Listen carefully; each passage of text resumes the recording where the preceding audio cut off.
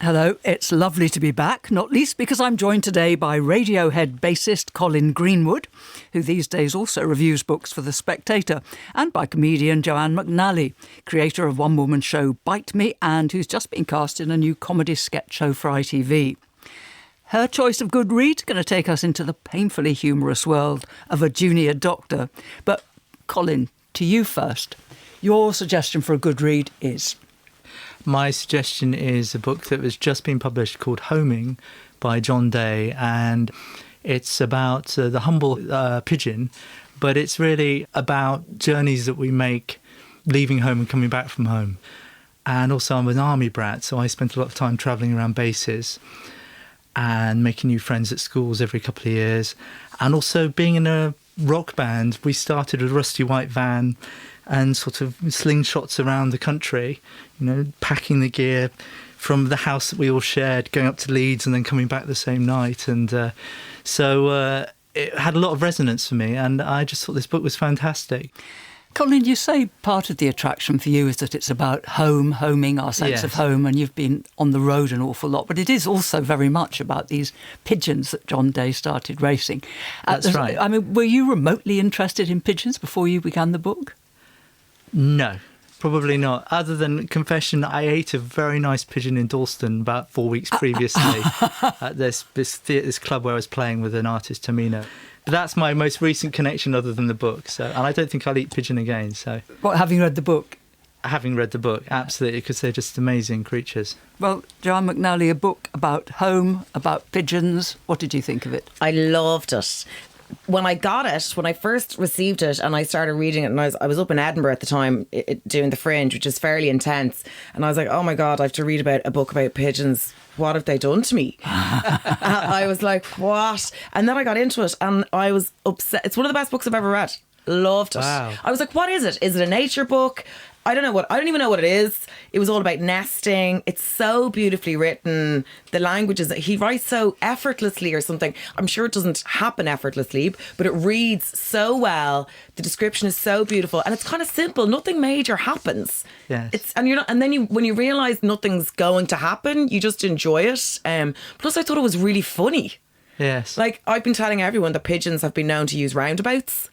Yes, when they're flying, they follow the line of a roundabout. Yeah. That they can tell the difference between Monet and Picasso. I thought when they started talking about the pigeon fanciers and that they dope, some of them have been done for doping pigeons and stuff. I just thought the whole thing was so funny. Or like looking into their eyes to see, I think they're called eye theorists. Yes.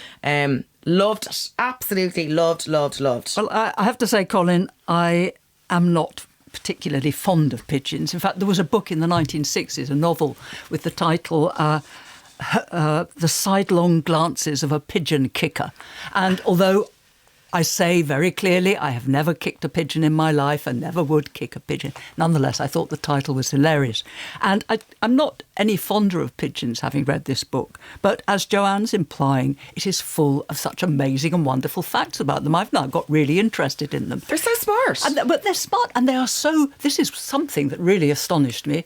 I think they're the only animals other than elephants and dolphins and apes who, if you stick them in front of a mirror, a pigeon knows it's a reflection. Yes. It doesn't start sort of saying hello to this other strange pigeon. I mean, is it not, Colin, full of the sort of glorious facts you can bore your friends with really night after bore night? The arse off like anyone. And the Dickin Medal for Anna for bravery, and bomber crews would be sent out with pigeons so that if they ditched, then they could release the pigeons and they would find their location.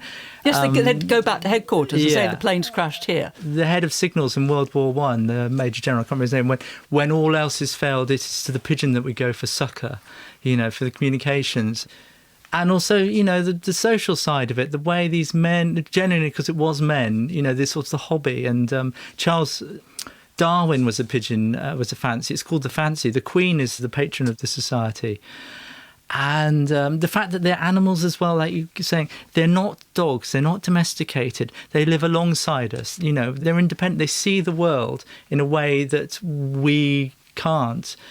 And I think that's that's what I like about the idea of these animals that exist alongside our world and our lives. John Day talks about why we might despise them or resent them. It's because they could have similarities with ourselves. They adapt, they sort of scavenge, the way that they live.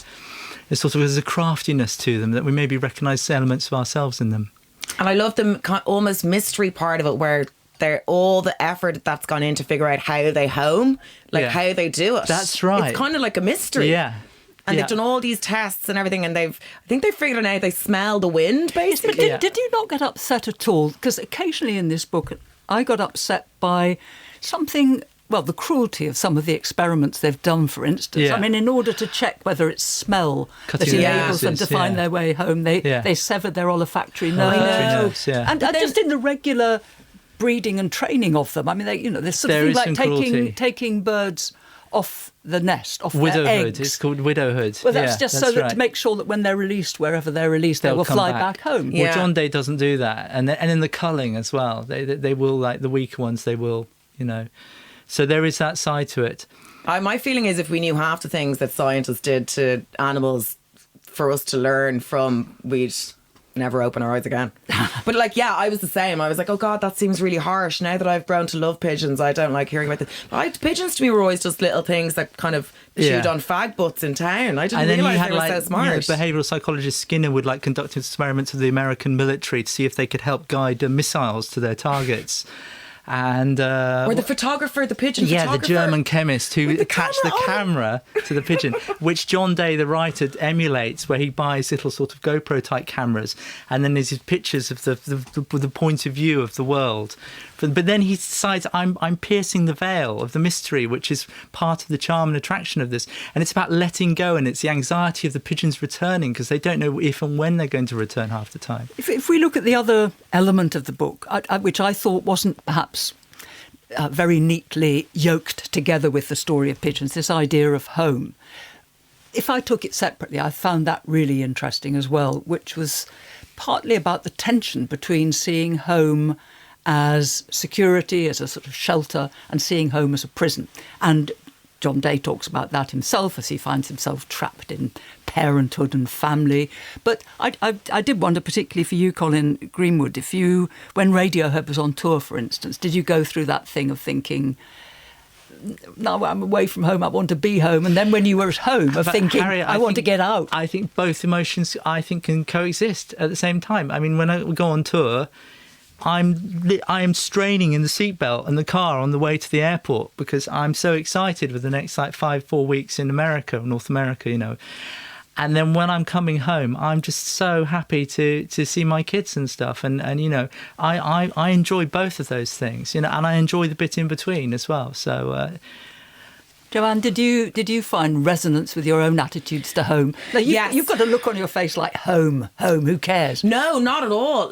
Because as a stand-up, it's a very insular job, and I really struggled with it at the beginning. I was on my own all the time, and I'd gone from working as a publicist, working in a really high energy office. I was constantly surrounded by people, to being on my own. My only time the only time I ever had any contact was on stage, and that's not equal contact. That's you performing and entertaining a group of strangers, and then you're back on a train or you're back in a hotel room, and I felt really lonely, and there was times where I was like, I don't want to do this. And so when I was reading all about home here, funnily enough, the psychology that he kind of what would you say, kind of interjects throughout the book, the Freud stuff about this idea that you can be estranged from yourself. Unheimlich, that you feel that the world is, you don't recognise it. It's become alien to you. Yeah, but even that you can become alien to you. And I would have had, I was very sick with eating disorders for ages, and I was just so, now I could describe what it was. I was estranged from myself, but I would never have been able to describe it before I read this book and I read what Freud had talked about. Yeah, but I would say the difference between you and me on that would be, I travel with a gang. Yeah, I don't have nobody. And I imagine you probably have I'm lucky enough to travel with 30, 50 people. That's like a family, it's brilliant, my aim is to get successful enough that I can hire managers and tour people and stuff. To keep you company. So just to keep me company, because I don't want to do it on my own. For the lols and I suppose what in terms of home, what this book made me think about was the fact that, a bit like you, Colin, although I lived for a long while in Kent. I was actually born in London, and then I lived for a large part of my childhood with my grandmother in London, and then I was sent off to boarding school. So for me, there isn't a home like that. But I thought, actually, I do know what I always feel I'm returning to. I'm returning to home. Is when I come back from the continent of Europe and arrive in Kent, if I've come by train or by boat, and the North Downs of Kent, I always feel this is my place. The it's lyrical sweep of the landscape. Yeah, it's that particular. I mean, lots of far more beautiful landscapes in the world, needless to say, but that's the one that I feel, I've come home. Yes. Yeah, I like that he was like, journeys are sometimes just the best part of a journey is returning home. And what I realised reading the book was, home to me are certain people feel like home. So that feeling of contentment that I have around in certain people's company, I'm like, oh, they are like home to me. Yes. So it's people rather than location. Well, we've been talking about Homing by John Day, and we're moving on to my choice of a good read now, which is a book by the Irish writer Colin called Bad Blood. And it's not one of his novels. It's a work of journalism, I suppose you could say, of reportage. It's an account of a walk he took in 1986, walking along the border between Northern Ireland and the Republic of Ireland, from London Derry, as you fancy, to Newry. And the significance of the year that he took this walk is that it was the year after the Anglo-Irish Agreement, which was this totally ill-fated attempt by the UK and Ireland to put an end to the troubles in Northern Ireland. And in fact, what it did was just enraged both the Unionists and the Republicans and sort of ratcheted up the tension and the anxiety and fear and violence. And I read this book for work reasons, actually. I was to interview Colin back in the 1980s in the Edinburgh Festival. And I thought, well, it'll be instructive. I'll know some stuff at the end of it. Actually, I was just totally fell in love with it because I think partly because of his voice. I mean, he was a much newer and younger writer back then, but he talks about the tension and the fear that he meets as he travels along the border, and that hatred and the old hatreds and angers in such a clear, calm, careful voice, also with a little kind of ripple of humour running through it from time to time, that the combination, I think, is just magical. And you sort of feel you're walking along with him in this calm bubble while really very sad and terrible things are going on all around. Anyway, clearly I think the book's great. Joanne McNally, you are Irish, so you may have a very different perspective on it. No, I didn't enjoy it as much as I enjoyed my pigeon book, which I've now described as my pigeon book. I liked it. He's a beautiful writer. Again, nothing really happens in it. I would have loved to have seen a layout of where he was walking. I would have loved a visual, like more. My book has no map in it or anything like that. I found a lot of the book seemed to be confusion about where the border was, and kind of this obsession with, like, some houses, you're asleep in the your head's in the north and your bottom's in the south and all, which is all very funny. Like, again, I don't know. I wouldn't be kind of recommending it. Like, I kind of zoned out. I suppose I'm in a weird position where, yes, I'm Irish and I've grown up. Well, I was just born. What was that? 1987, the Anglo-Irish Agreement, I think. 85, 83. So I was only 2 when that happened. So I'm in that world, but I'm not in that world because I'm from the Republic. But it was very interesting to note how they've lived side by side, like all those threats the IRA were saying, if anyone builds anything for the RUC, if anyone collects rubbish for the RUC, we will assassinate you. And they did assassinate you. Like, I learned a lot, like I really did. And then I felt embarrassed. I was like, God, I should know all this stuff already. It's not a book I would ever have picked up myself, but I am glad I read it. But do you, as someone from the Republic, do you have any thoughts about the North at all? Do you even consider them? Do you feel any relationship with them? I have, oh yeah, massively so. And I think the book, again, was interesting to read because of everything that's going on at the moment. And, like, when you read of what a hard border was like, and now there's talk of that coming back in, and like the damage that it causes, and it's so grim. Like, the book is just really sad, isn't it? In places like it just. Yeah, I think so. It was a bit depressing. Like it's just a bit grey, and even the landscape is kind of grey. And also, as a millennial, I was like, what was he listening to when he walked? Podcasts. Like, what was he doing? Was he just thinking with his own thoughts? That's my idea of hell. No, and it was so nice. There was something really. Everyone was so welcoming, and the North they are like that. They are genuinely very welcoming people. I don't know now, would they be inviting you into their house for tea and sausages every day like they were back then? But again, beautifully written. I wouldn't say I enjoy. I wouldn't call it a page turner. Plus, I kind of zone out. It's like DUP or UC UDR. Like it's a bit much. I find it. I'm not like the North is kind of. It's a difficult one for me, I guess. Okay, Colin Greenwood. I mean, this is a walk, I say, along the border. He sort of serpents cross from stitches, north to south, from north to south. But that's I realised, thinking about it today, it's about how hidden the border is. And so he's confused. He doesn't know where he is. He's disorientated. And he throws away 2 maps. He has a Michelin map and he has an ordnance survey, and he's slagging them off. And then he meets a soldier who he asks for some. The soldier shows him his map, and it's like one of those Russian maps of England. Everything is marked clearly, and any kind of border crossing or tower that the army puts up, that becomes an instant target. So you have this sort of army, then you have the UDR, then you have the RUC, then you have the sectarian killings, which he ends the book with Alan Black, who's a survivor from I think it was the Kingsmill massacre, and he finishes on that astringent, sour point when he goes and talks to Alan Black, who was the Protestant who survived.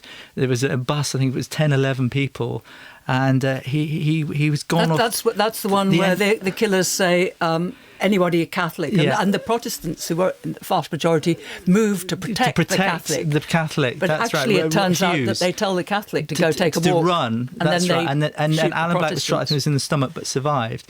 And and Tobin ends the book talking to him, and he goes with him to go to see some dog racing, greyhound, and he says about Alan Black, he said he saw he was happy talking about that. For a moment he'd forgotten that he was a survivor.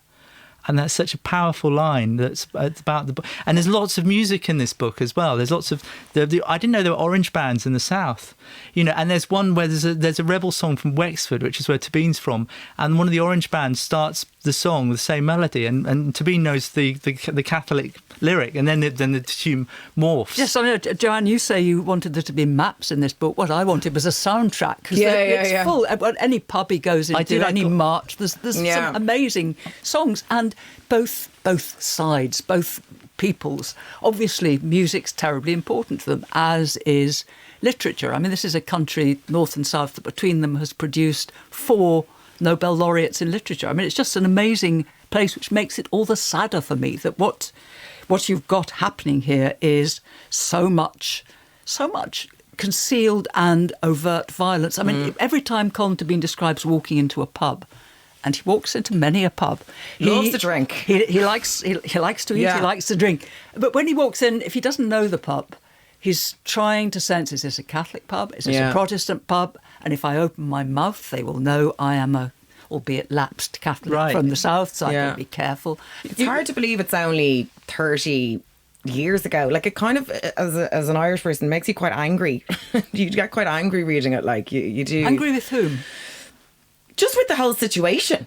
And you feel sorry for the people up there, and it's you do feel slightly. I'm not impressed by it, but like it's. I think this for me this is a book that creates or arouses anger and sadness, as you say, but also a sense of total bewilderment, because it's quite clear that although in some places the border back then anyway was totally blocked off, like bridges would be blown up, there'd be great concrete blocks and spikes, and other places you've absolutely no idea where the border is, so that you'll have a farmer who farms on both sides, and Colin Tobin in his wanderings will have to say to him, where am I? Am I in the Republic? Am I in the North? Andrew Maxwell, the comedian, has great material on it, and he talks about, like, they keep calling it the Irish border. He's like, it's not the Irish border, it's an English border.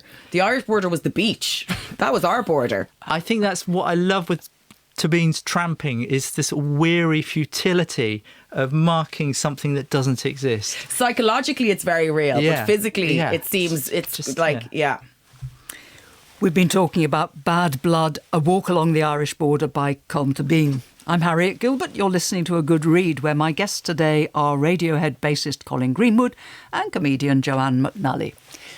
Joanne, now to your good read. Yes. Wow.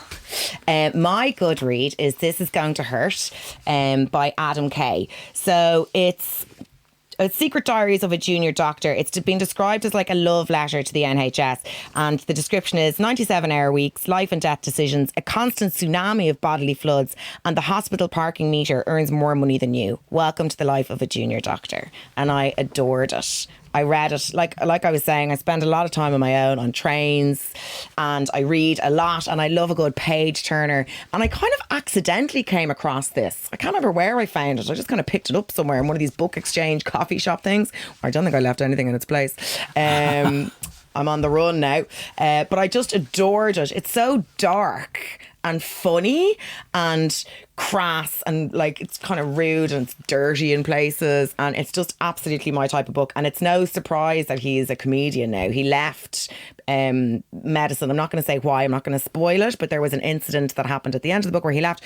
But it's such an interesting insight into like humans and the weird stuff they do. And also, I think I'm probably one of the very few people who read it and decided maybe I'd like to be a doctor.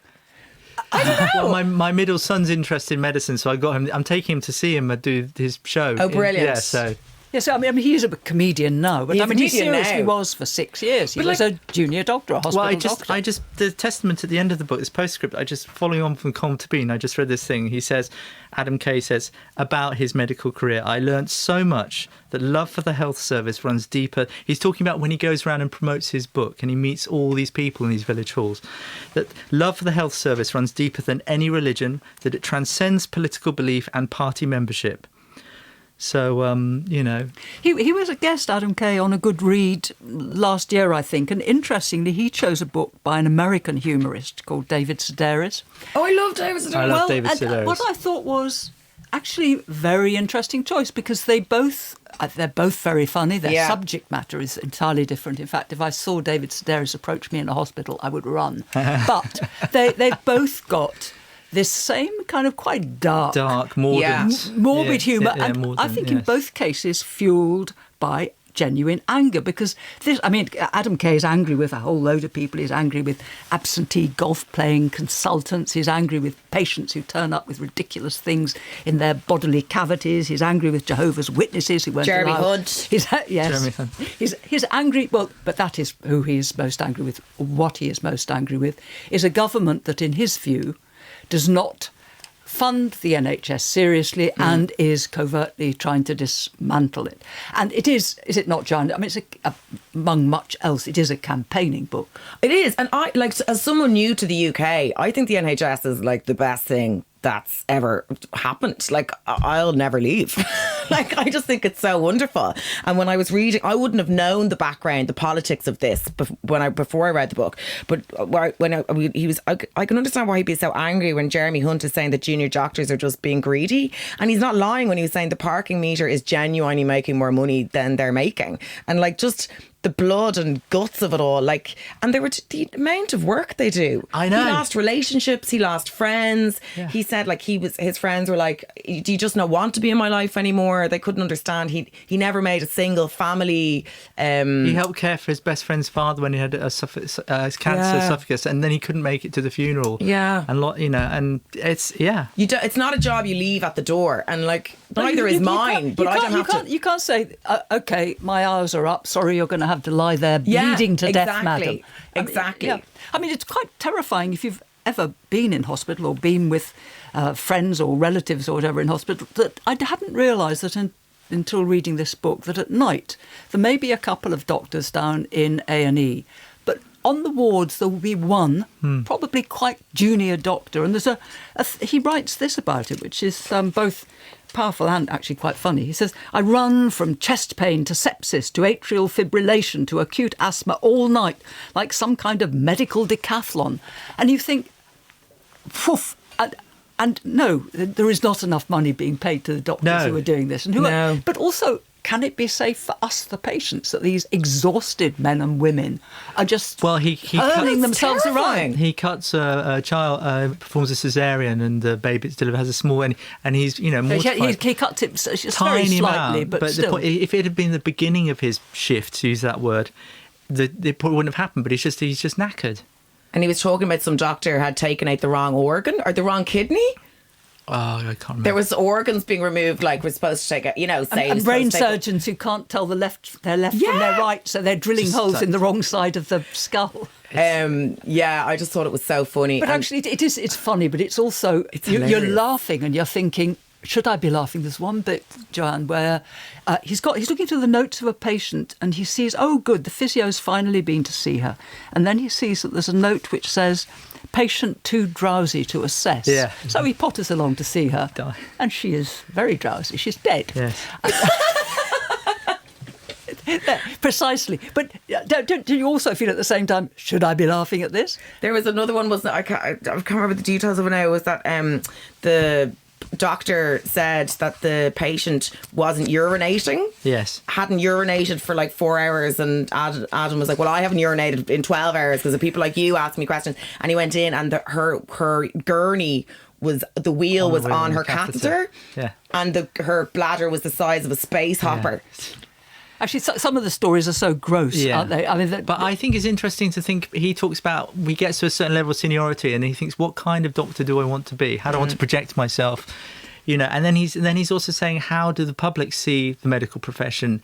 Because they kind of get resentful and angry towards the doctors because they don't want to see doctors as made of skin and bone like the rest of us. Oh, but he's so grateful, isn't he, when a patient says, thank you, doctor, because none of his senior doctors ever thanks him for anything. Yes. But if a patient says, oh, thank you, in fact, it is, I mean, I think it's a laugh out loud book, but it's also quite tender and warm. It is. That's why I love it so much. It just seems to have so much. It has the perfect amount of light and dark. That's, something really moving will happen or something really sad will happen, and then someone has to get something removed from their rectum, and you're back in the game. Do you know what I mean? I don't know. I thought it was the perfect balance. But like what you were saying, Colin, he was saying that you decide at 16 that he wanted to be a doctor. Tick on a UCAS application form, and the implications 12 years later. Yeah. He's like 16, 2 years before you're legally allowed to text a picture of your own genitals. You're deciding that you want a career in medicine. I think sometimes it's like childbirth or raising children. Sometimes I think you're better off not knowing what you're getting into. And then you just get on with it when you're in there. But no, I mean, you couldn't not admire the NHS and junior doctors in general when you read it, I think. We've been talking about This Is Going to Hurt by Adam Kay, published by Picador. And also from Picador, Bad Blood, A Walk Along the Irish Border by Colin Bean, and Homing by John Day, which is published by John Murray. 3 very different non-fiction books. And if it's a novel or short stories for which you're hungering, just search for A Good Read online. You'll find hundreds of suggestions from guests as various as Dolly Alderton, Stephen Morris and Kamala Shamsi. And if you've read any book we chat about here, do tell us what you think of it by joining our book club on Instagram. Follow us at, all one word, A Good Read BBC. For now, though, a big thank you to my guests, Colin Greenwood and Joanne McNally, and to you. Till the same time next week. Thanks for listening.